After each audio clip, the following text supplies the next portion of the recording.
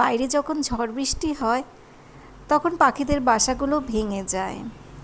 যতবার ঝড় বৃষ্টি হয় ততবারই কিন্তু ওদের বাসাগুলো ভেঙে যায়, কিন্তু সেই জন্য ওরা কখনো মন খারাপ করে না বা বিলাপ করে না। ওরা আবার নতুন করে ওদের নিজেদের বাসস্থান তৈরি করে, আবার একটু একটু করে খড়কুটো এনে নিজেদের জন্য ঘর বানায়। কিন্তু আমরা অনেক সময় মানুষরা না এই ছোট্ট ব্যাপারটা বুঝতে পারি না। আমাদের সাথে যখন খারাপ কিছু ঘটে তখন আমরা সেটা নিয়েই পড়ে থাকি। আমাদের যে কাজটা করণীয় সেটা না করে আমরা সেই খারাপ ঘটনাটার উপরই বেশিরভাগ সময় প্রাধান্য দিয়ে থাকি। আমরা সেটা নিয়েই বিলাপ করতে বসে পড়ি, কিন্তু যেটা করণীয় সেটা আমাদের আর করা হয় না। পাখিরা কিন্তু বোঝে, ওরা জানে যে এই ঘর ভেঙে গেছে, আবার নতুন করে ঘরটা তৈরি করতে হবে এবং সেই ঘরে আমাদেরকে থাকতে হবে।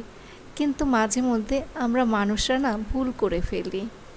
আমরা সব কিছুই বুঝি, সব কিছুই জানি, তাও না আমরা অনেক সময় ভুল করে ফেলি। আমাদের যে কাজটা করণীয় সেটা ভুলে গিয়ে আমরা আমাদের কপাল চাপড়াতে বসে পড়ি। গুড মর্নিং ফ্রেন্ডস, কেমন আছো তোমরা সবাই? নিশ্চয়ই ভালো আছো, আমিও ভালো আছি। আর আজকে হলো রোববার। গতকাল খুব ঝড় বৃষ্টি হয়েছে রাতের বেলা, সেই জন্য বারান্দার অবস্থা এই রকম হয়ে আছে। বাসি কাজ করা মোটামুটি হয়ে গেছে। এখন এই স্নান করব, কাপড় কাচতে হবে, তবে সেটা পরে করব।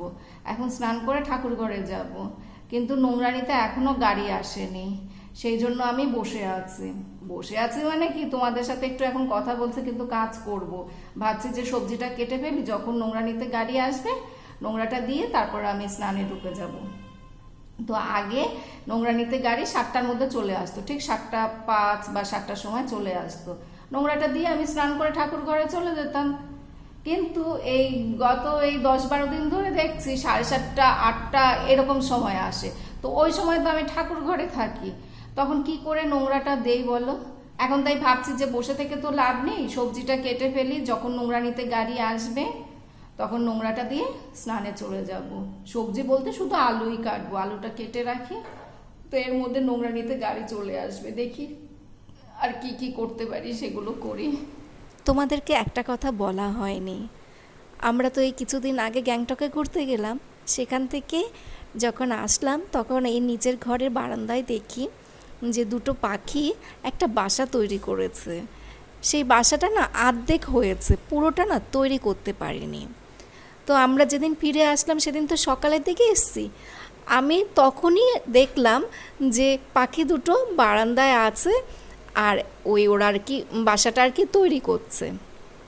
আমি ঘরে ঢোকার সাথে সাথেই সেটা দেখলাম, কিন্তু ওরা জানো তো আর আসেনি। ওরা আমাদেরকে দেখে চলে গেল, কিন্তু আর সেই বাসায় আসলো না।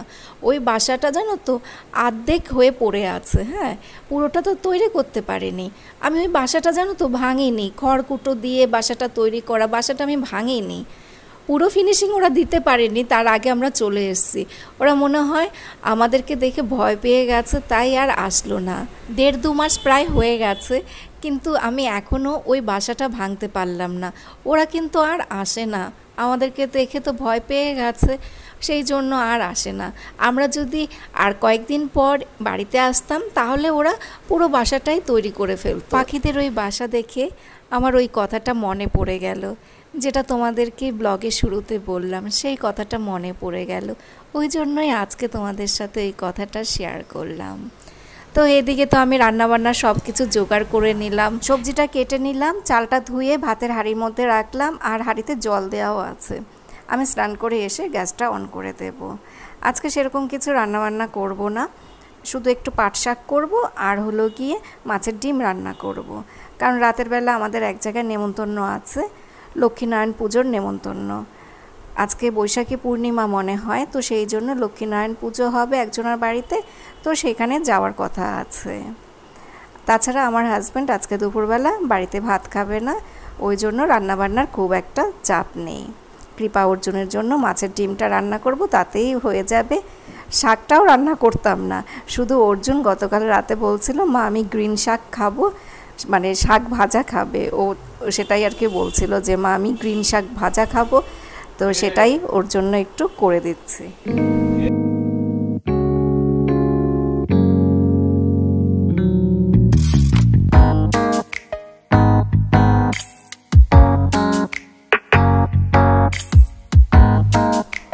আজকে 4টে বেডরুমে 4টে বেডশিট কেচে দিলাম। এগুলো আমি কালকে রাতে সার্ফের জলে ভিজিয়ে রাখলাম। এমনি আরও 2-4টে ছোটোখাটো জামা কাপড় ছিল, কিন্তু ভারী জিনিসের মধ্যে এই 4টে বেডশিটই ছিল। বেডশিট কাচা সত্যি খুব কষ্টের। তো যাই হোক, স্নান করে চলে এসেছি, এখন তো ঠাকুর পুজো দিচ্ছি। আর আমাদের গাছে যে লিচু হয়েছে সেই লিচু দিয়েই ঠাকুরকে পুজো দিচ্ছি।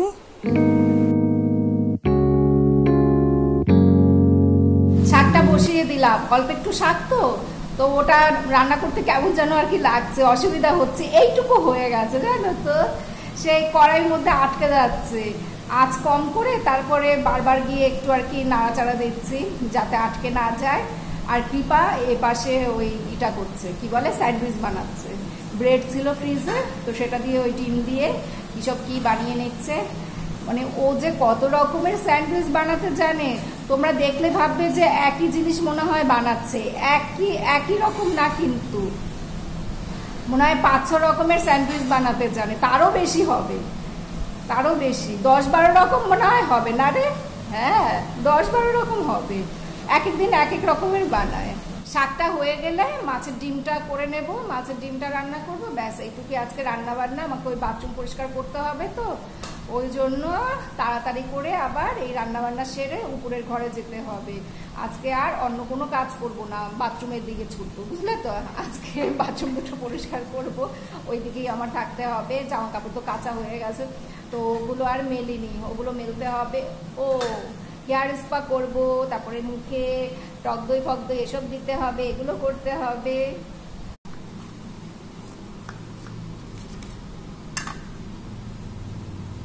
এটা কি স্যান্ডউইচ? এগ মেও। হ্যাঁ, এগ মেও স্যান্ডউইচ। এগ মেও স্যান্ডউইচ।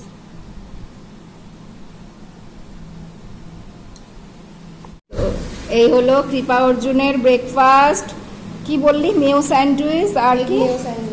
এগ মেও স্যান্ডউইচ, ডিম সেদ্ধ, আর এই দেখো 7 সকালে চিপস নিয়ে এসছে, বুঝলে তো। এই হলো ওদের ব্রেকফাস্ট, যা নিয়ে যাও করে গরম গরম খেয়ে নিস, ঠান্ডা হলে আর এর স্বাদ থাকবে না। আজকে জানো তো সেই নোংরানিতে গাড়ি 8টা 15 সময় আসলো। তোমাদের সাথে তো ওই 7টা 15 দিকে কথা বললাম। তারপর আমি তো ওই কাটাকুটি করে ওই জামা কাপড়গুলো কাচতে গেলাম। জামা কাপড় যখন কাচতে গেলাম সেই সময়ও যদি আসতো আমি নোংরাটা দিয়ে আসতে পারতাম। স্নান করে যেই আমি ঠাকুর পুজো দিচ্ছি, আমি ওই ঠাকুরকে যখন স্নান করাচ্ছি সেই সময় উনি বাঁশি বাজাচ্ছে। তো আমি আবার এই জানলা দিয়ে বললাম যে দাদা এত দেরি করে আজকে আসলেন। তারপর বললাম যে দাদা আমি তো এখন ঠাকুর ঘরে আছে, এখন তো আর নোংরা দিতে পারবো না, আপনি যদি একটু তাড়াতাড়ি আসেন তাহলে আমার একটু সুবিধা হয়, সেই কথা বললাম। বলে ঠিক আছে, অসুবিধা নেই, কালকে দেবেন। ওই যে সব নামানো নোংরার বালতিগুলো সব ওইখানে, তো এগুলো সব ওই বাইরে রেখে আসবো। রান্নাটা হয়ে গেলে একবারে রান্নাঘর পরিষ্কার করে নোংরাগুলো সব বাইরে আর কি যে বালতিটা আছে সেই বালতির মধ্যে ঢেলে ওগুলো ধুয়ে টুয়ে ঘরে নিয়ে আসবো। কৃপা অর্জুন মাছের ডিম খেতে খুব পছন্দ করে। সেদিন মাছের ডিম দিয়ে বড়া তৈরি করে ঝোল করেছিলাম, আর আজকে আলু দিয়ে রান্না করব। আজকে তো মাছের ডিমটা একটু কম আছে, তো এই দিয়ে বড়া করলে হবে না, সেই জন্য ভাবলাম যে পেঁয়াজ রসুন আদা বাটা দিয়ে এইভাবে আলু দিয়ে একটু রান্না করে নিই। এই সব মশলাপাতি দিলাম, জিরের গুঁড়ো, ধনে গুঁড়ো, হলুদের গুঁড়ো, এগুলো সব দিয়ে এই একটু মাখা মাখা করে এটা রান্না করব। আর এখানে দেখো মাছের একটা পেটিও আছে। আজকে অন্য কোনো কিছু তো রান্না করিনি, সেই জন্য এটার মধ্যে একটু জল দিয়ে গ্রেভি টাইপের করে নিলাম যাতে ভাতটা মেখে খেতে পারে, সেই জন্য। আর কৃপা অর্জুন এটা খেতে এত পছন্দ করে, ওরা জানো তো বাটি চামচে করে এটা শুধু শুধু নিয়ে খাবে।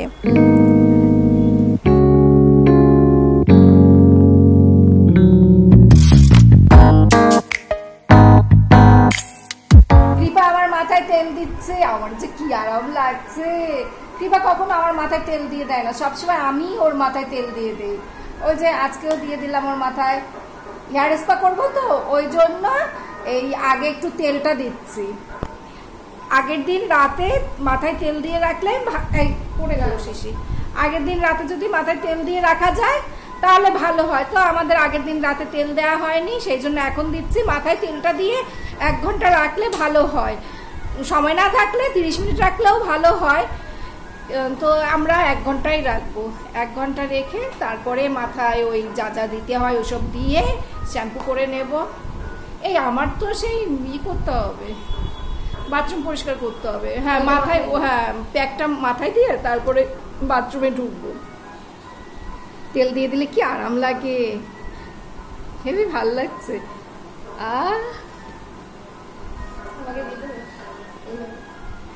তোকে তো আমি দিয়ে দেই সবসময়,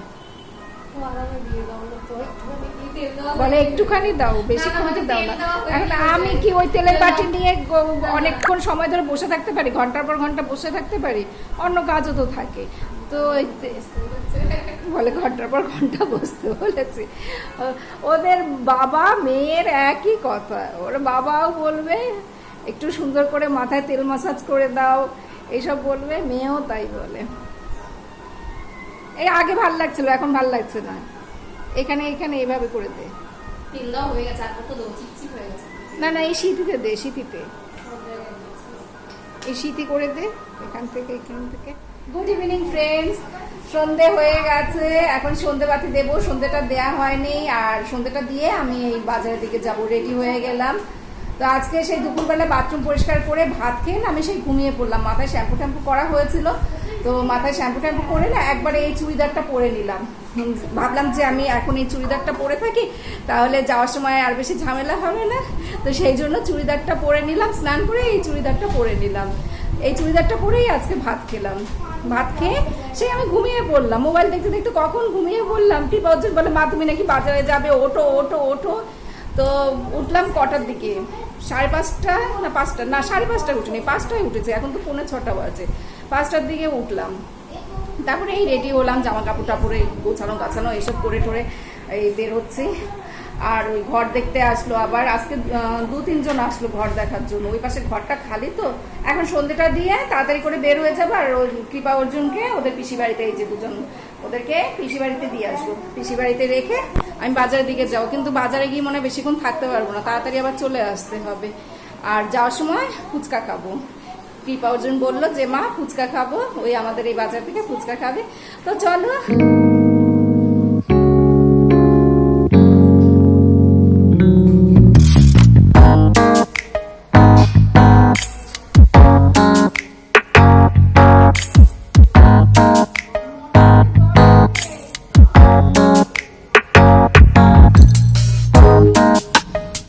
অর্জুনকে পিসি বাড়িতে দিয়ে আসলাম, আর আমি ভ্যান পেয়ে গেলাম। এখন এই যাচ্ছি ভ্যানে করে, টোটো আর পেলাম না, ভ্যান পেলাম, ভ্যানেই উঠে পড়লাম।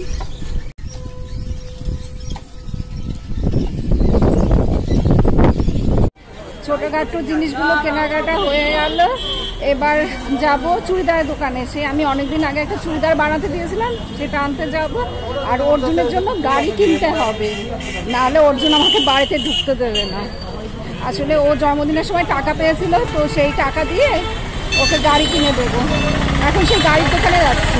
এখন 9:45 বাজে, আমি এখানে এসছি হলো গিয়ে, বাড়িতে এসছি হলো 8:30টার সময়। এবার কৃপা আর অর্জুনকে আনতে যাব। আমি ভাবলাম যে ওদেরকে ওর পাপা নিয়ে আসবে, কিন্তু ওর বাবা বলল যে তার আসতে দেরি হবে, 9:30টার সময় সে আসবে, আমাকে গিয়ে নিয়ে আসতে বলল। তো এখন যাচ্ছি আবার ওদেরকে আনতে, অনেকটাই দূর। আর আমাদের ওই লক্ষ্মীনারায়ণ পুজোয় যাওয়া হবে না, তোমাদেরকে বলছিলাম না যে আজকে রাতে একটা নেমন্তন্ন আছে, তো সেখানে আর যাওয়া হবে না, কারণ আমার হাজব্যান্ড দেরি করে আসবে, তো ওই জন্য আর যাবো না। আর হলো গিয়ে আমাকে রাতে রান্না করতে হবে, কি রান্না করব সেটাই এখন ভাবছি। এক ভালো ঝামেলায় পড়লাম। আর ডিম খেতে ইচ্ছে করছে না, কালকেও ডিম খাওয়া হয়েছে, সকালের দিকেও সেই, সকালের দিকে বলছি দুপুরবেলা ডিম অমলেট করে আমি ডাল দিয়ে খেলাম, ডিম খেতে আর ভালো লাগছে না। দেখি কি করি রাতের জন্য। কৃপা অর্জুনকে বললাম যে তোদের জন্য ওই বিরিয়ানি কিনে নিয়ে আসবো, তোরা দুজন একটা বিরিয়ানি খেয়ে নিবি। আমার বর আবার বিরিয়ানি খাবে না, ও বলবে যে এই গরমের মধ্যে আবার বিরিয়ানি নিয়ে এসছো কেন, এসব আবার বলবে, সেই জন্য আর বিরিয়ানি আনবো না। আমারও খেতে ইচ্ছে করছে না, আমারও ভালো লাগে না। কৃপা আর অর্জুনকে একটা বিরিয়ানি এনে দেবো, বাজার থেকে ওদের জন্য আজকে কোনো খাবার নিয়ে আসেনি। তো যাই, কৃপা অর্জুনকে নিয়ে আসি এবার।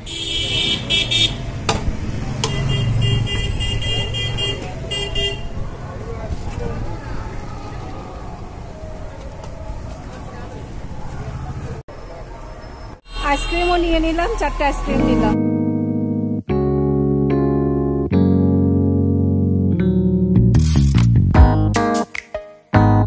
স্নান করে ঠাকুর পুজো দিয়ে আসলাম। কৃপা অর্জুন তো বিরিয়ানিটা খেলো, আর আমার হাজবেন্ড বাইরে থেকে খেয়ে এসছে। ওর নাকি সেই ওই সন্ধ্যের সময় নাকি মুড়ি চানাচুর চা এসব খেয়েছে, ওর নাকি পেটে খিদে নেই, ও কিছু খাবে না। তাই আর আমি কিছু রান্নাবান্না করিনি, আমাকে কিছু রান্নাবান্না করতে হয়নি। আমি ভাবছিলাম যে ওই আর কি একটু ভাত খাবো শাক ভাজা দিয়ে, দুপুরবেলা যে শাক ভাজাটা করলাম সেটা তো একটু আছে, তো ওইটা দিয়ে আমি ভাবছিলাম যে একটুখানি ভাত খেয়ে নেব। কিন্তু ওদের ঘর তো আজকে সেই পরিষ্কার করেছে, ওদের ঘরে তো কুকুর থাকে, এই যে আমাদের পাশে যারা ভাড়া থাকে কুকুর থাকে, এবার আজকে পরিষ্কার করেছে ঘর, ভীষণ গন্ধ আসছে, ভীষণ গন্ধ। তো যেদিন ঘর পরিষ্কার করে সেদিন খুব বেশি গন্ধ আসে, আর এমনি সময়ও গন্ধ আসে, তবে কম আসে, কিন্তু যেদিন ঘর পরিষ্কার করে সেদিন মারাত্মক গন্ধ আসে। মানে ওই সন্ধ্যের দিকে তো পরিষ্কার করলো, ওরা সন্ধ্যের দিকেই পরিষ্কার করে, সকালবেলা ঘুম থেকে উঠতে পারে না, সকালবেলা ওরা 11টা-12টার সময় ঘুম থেকে ওঠে।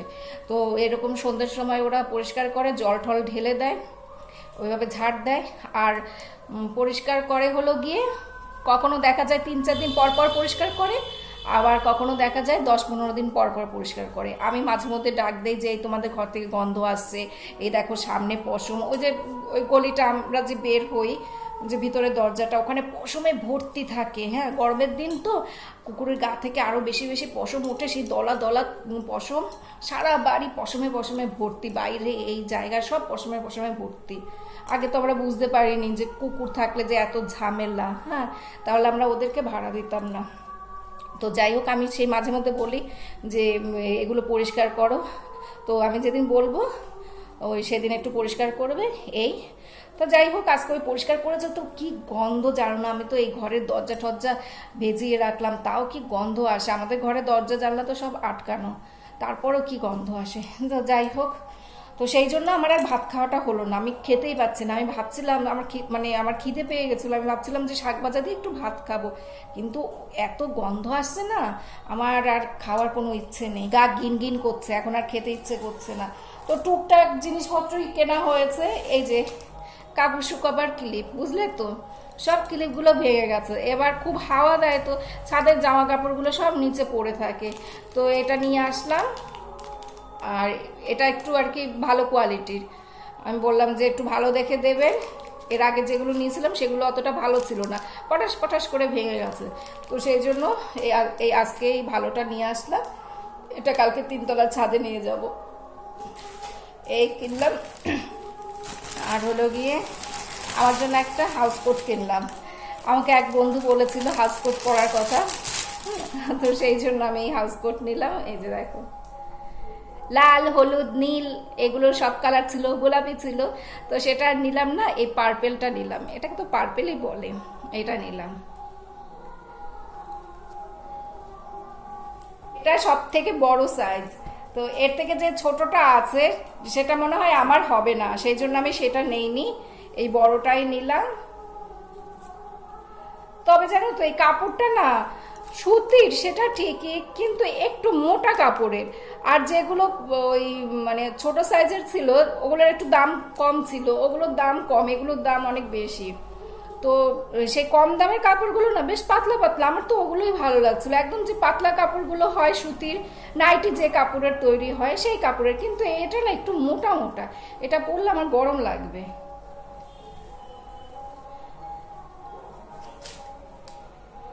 আর তো এভাবে খুলে দেখাতে পাচ্ছি না, তো যখন এটা পরে কাজ করব তখন তো তোমরা দেখতেই পাবে। আর এই চুড়িদারটা বানালাম এই যে এই গোল্ডেনের উপরে, মানে কালারটা গোল্ডেন কালার সেটা বলছি, কটন কাপড়, আর এর সাথে এই লাল পাতিয়ালা এটা করলাম, এর সাথে লাল ওড়না আছে, লাল ওড়না দিয়ে এটা পরবো। এটা কেন বানালাম বলো তো, এই মন্দিরে যাওয়ার জন্য। অনেক সময় না শাড়ি পরে মন্দিরে যেতে ইচ্ছে করে না, তখন আর কি মনে হয় একটু চুড়িদার পরলে ভালো হতো। তো ভাবলাম যে এই ধরনের একটা চুড়িদার বানিয়ে রাখি, যখন শাড়ি পরতে ইচ্ছে করবে না, মন্দিরে যাওয়ার সময় যখন শাড়ি পরতে ইচ্ছে করবে না, তখন এই চুড়িদার পরে যাওয়া যাবে। যদিও মন্দিরে শাড়ি পরে গেলেই বেশি ভালো লাগে, কিন্তু ওই মাঝে মধ্যে হয় না, শাড়ি পরতে ইচ্ছে করে না, শাড়ি গায়ে জড়াতে ভালো লাগে না, তখন চট করে এই চুড়িদারটা পরা যাবে। এটা নিয়ে আসলাম। মেনলি আমি এই চুড়িদারটা আনার জন্যই বাজারে গেলাম। এই চুড়িদারটা আর ওই কাপড় শুকাবার ক্লিপ, এই দুটো জিনিসের জন্যই বাজারে গেলাম। এই চুড়িদারটা বানাতে দিয়েছিলাম সেই কৃপার মাধ্যমিক পরীক্ষা শেষ হয়েছে সেই সময় বানাতে দিয়েছিলাম। আর ওই টুকিটাকি জিনিস, ক্লিপ, গার্ডার এইসব কিনলাম। এই নেল পলিশ, চুড়ি, আমি হলুদ চুড়ি কিনলাম, হলুদ রঙের চুড়ি নেই সেই জন্য হলুদ চুড়ি নিলাম। আর কৃপার জন্য কানের দুল নিয়ে আসলাম, সেটা আবার কোথায় রাখলাম। এইটুকি কেনাকাটা হলো। অর্জুন জন্মদিনের সময় টাকা পেয়েছিল, তো সেই টাকা দিয়ে গাড়ি কেনার কথা ছিল, কিন্তু ও যে গাড়ির কথা বলেছে সেই গাড়িটা তো আর পেলাম না, অন্য একটা গাড়ি নিয়ে এসেছি, সেই গাড়িটার দাম কম। অর্জুন আমার কাছে এখনো টাকা পাবে, ও হিসেব বোঝে না অতটা এখনো, তা না হলে ঠিক বলতো, মা আমার টাকা কোথায়, আমি তো আরো টাকা পাবো, এরকম কিছু একটা বলতো। এখনো অতটা হিসাব বোঝে না, তো তাই চুপচাপ আছে। ও জানে যে জন্মদিনে যে টাকা পেয়েছে সেই টাকা দিয়ে ওই গাড়িটা কেনা হয়েছে, পরে ওকে কিনে দেবো। ও যে গাড়ির কথা বলেছে সেটা পরে কিনে দেবো, এখন তো পাইনি, যখন পাবো তখন ওকে কিনে দেবো ওই গাড়িটা। এই দেখো কৃপার কানে হাতি উঠেছে, দেখতে পাচ্ছ? এটা কিন্তু হাতি, পুরো হাতির শেপ কিন্তু এটা। আজকে কৃপার জন্য এই হাতি দুলটা নিয়ে আসলাম, আরেকটা নিয়ে আসছি, সেটা হলো কি ট্রায়াঙ্গেল শেপের। তো কৃপা তো এইসব দুলই পরে বেশিরভাগ সময়, ও পড়তে টড়তে যায় যখন, তখন এই দুলগুলোই কানে পড়ে। ওর জন্য সেই ওই গোলাপ ফুল, তারপরে স্মাইল, আর জানি কি আছে, ইমোজি বিভিন্ন রকমের, তারপরে তারা, মাছ, ডলফিন, কোনো কিছু বাদ দেয়নি, সব টেডি বিয়ার সবই ওর পড়া হয়ে গেছে। তো ওই হাতিটা বাদ ছিল, ওই হাতিটা আজকে নিয়ে আসলাম। ও এই ধরনের কানের দুল পড়তেই বেশি পছন্দ করে। এটা ছাড়া এই দুটো কি ছিল? এই যে এটা হলো অর্জুনের গাড়ি, গাড়িটা সুন্দর হয়েছে না বলো তো? হ্যাঁ, এই দেখো দরজা, আমি সব দেখাবো। দরজা খোলা যায় নাকি? হ্যাঁ। ও, এটা গুলি। আচ্ছা, এইগুলো ক্যাম্পিং পিক আপ রাখে, এগুলো যখন কোথাও ক্যাম্পিং করতে যায় তখন এই দেখো।